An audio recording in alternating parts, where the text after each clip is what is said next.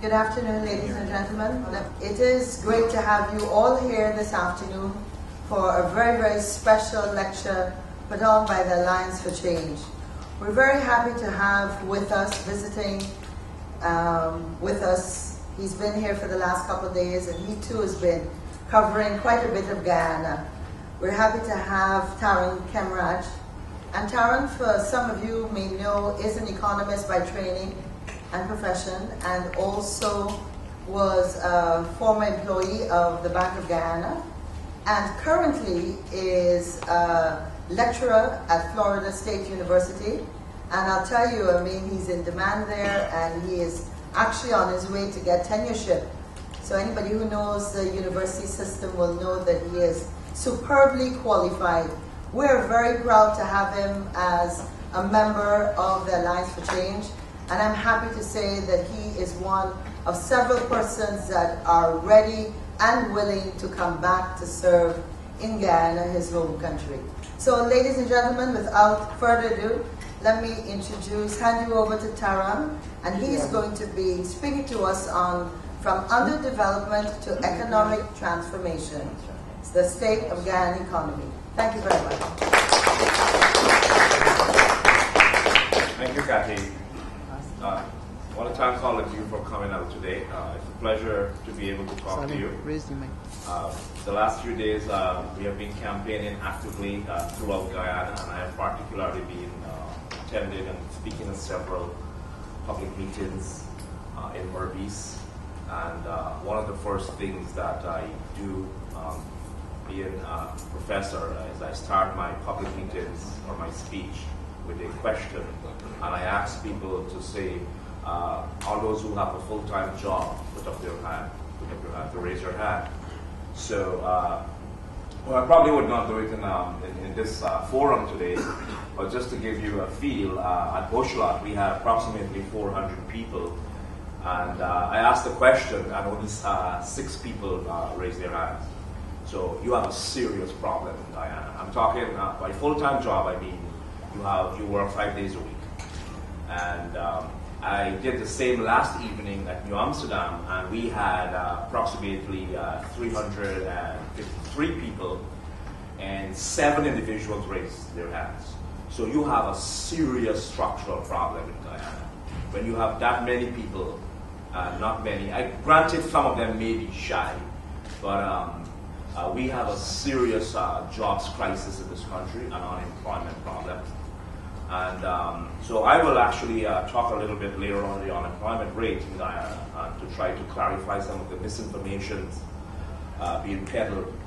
But this talk from underdevelopment to economic transformation, I have to be clear from the beginning that Guyana's economy is yet to be transformed, in spite of the fact that this word is being used a lot today by government officials. It has not been transformed from independence. It is based on primary commodities. People are employed mainly in primary commodity producing sectors. The manufacturing sector is unfortunately disappeared. There's just little manufacturing, and data is there to verify these statements. So transformation really means that you have to transform the way people are employed and the way the economy produces. Okay, and transformation means that you must produce things that are on the higher end of the global hierarchy of products. It's very simple. If in life you are a lawyer, you will definitely have a better life and living standard compared with someone who is a clerk, right? Is that a fair statement? Yes. Very fair statement. And if an economy is producing rice that is paddy and exported to Venezuela, and we are happy with that, well, you will stay in subsistence forever, okay?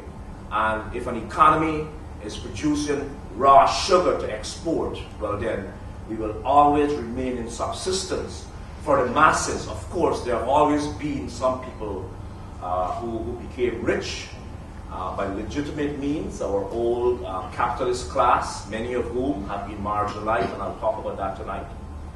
And our emerging the NEPS, as Mr. Jaglio called that class of investor, and those are his exact, that's his acronym, NEPS, the newly emerging private sector.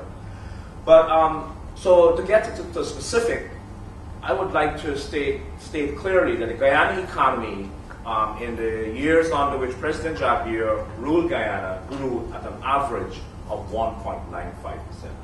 That was the average rate of growth. You take the growth rates and you average it out, you'll have it was 1.95%. Now, that this has serious implications for people and the welfare of people. Granted that growth is not the end all for economic development, but growth is a critical aspect of economic transformation. You cannot transform, you cannot develop unless you grow, okay? It is just like a family. Imagine a family has 4 rotis and you have a new entrant, a new child is born into the family. Assume the child eats roti, which is an unrealistic assumption, but we make the assumption nevertheless. Well then, if you still have only 4 rotis, well then the families become poorer, right? So the point is that the economy must grow, the per capita income, the GDP must grow. Now, Rule 70 is a popular rule in growth economics. And it's basically, if you grow at that rate, 70 divided by 1.95, and that's the number of years the average Guyanese will have to wait to double his or her income, 36 years, if we continue growing at that rate, okay? Now, I don't think it is fair for us to tell the masses that they should wait 36 years, when it is clear to me and many other people that we can get this economy cracking at 7, 8, 9% per year, right? As a matter of fact, given the low base at which we are coming, we should be growing at that rate. All the growth models in economics tell you that. And now you will hear a lot of things about this. Suddenly, we have data to show that in the first half of this year, 3 months before the election, 2 months before the election, the economy grew by 5.9%. Well, you know, that's a long story, but I think I can talk a little. I worked with the economic statistics in Guyana. I was an economist at the Bank of Guyana for 4 years. I calculated the reserve money program, that is the weekly forecast of bank reserves to figure out how the central bank should do its monetary policy. I was part of the balance of payment statistics compilation for Guyana, and I worked a little bit in the fiscal division. And so data is my thing, and I can tell you Guyana do not have quarterly GDP data, okay? So, so this one-off growth rate, half-year growth that suddenly popped up is troublesome to me, because if you can find the numbers for an election year, why couldn't you do it before? I'll come to that again.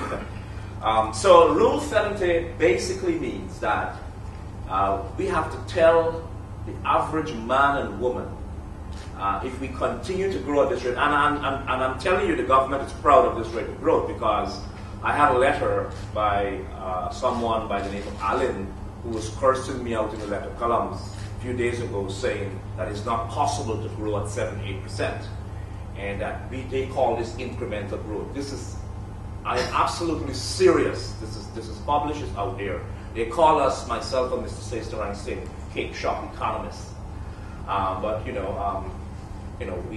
went through my stuff was not handed over to me. You know, you had to work for it. We had to write dissertations, original ideas, and so on, take qualifying exams, comprehensive exams, and so on to get where we are. So they think that it's not possible to grow the economy beyond that rate. Before I proceed, I'd like to emphasize one thing, and that is, I would appreciate it greatly if you ask me a few questions at the end of this talk. And ask me any question. I will do my best to answer them. So we'll move on to slide 2 now that we have seen the average rate of growth.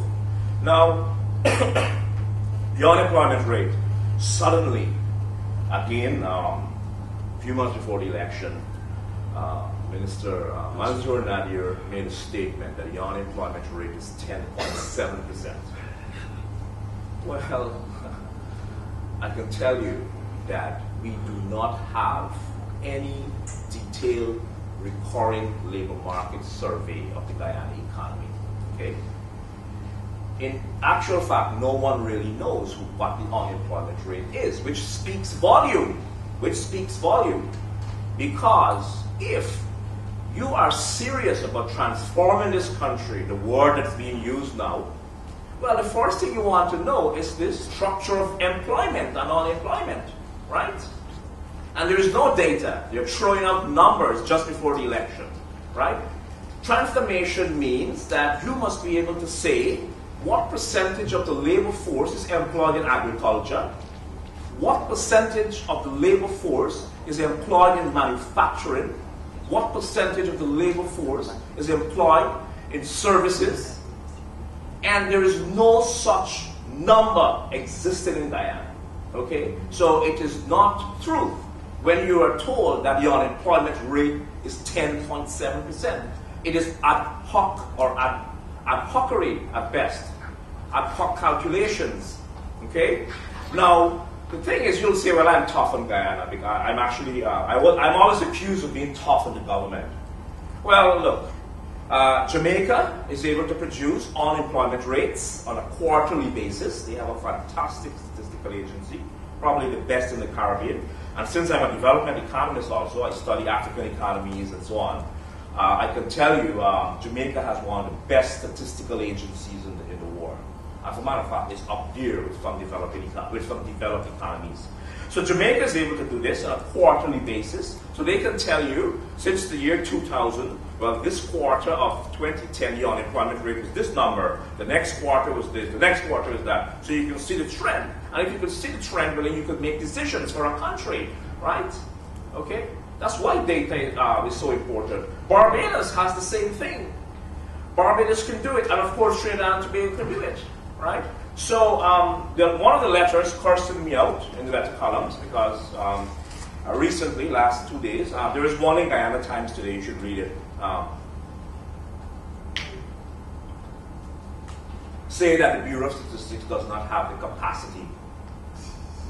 Wait. And this is no joke, you know. It's in Guyana Times, and there was one last week. Last week, one was published. That made the same point.